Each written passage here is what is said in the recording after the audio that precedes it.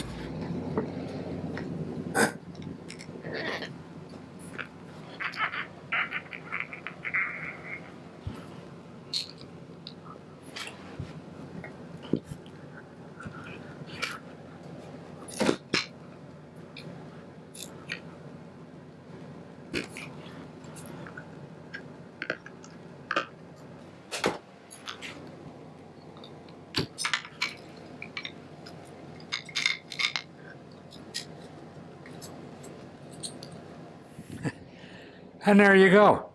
I told you it was a thing, and we made it. Looks just like each other, don't they? The only thing I actually measured was the spacing between the electrodes. But yeah, let's go throw some flames.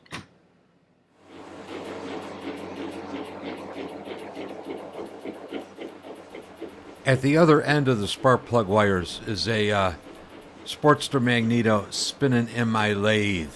Obviously in the lathe I could vary the RPM, and at my new text fixture I could vary the gap. So I could see how much of a gap a spark will jump at a given RPM.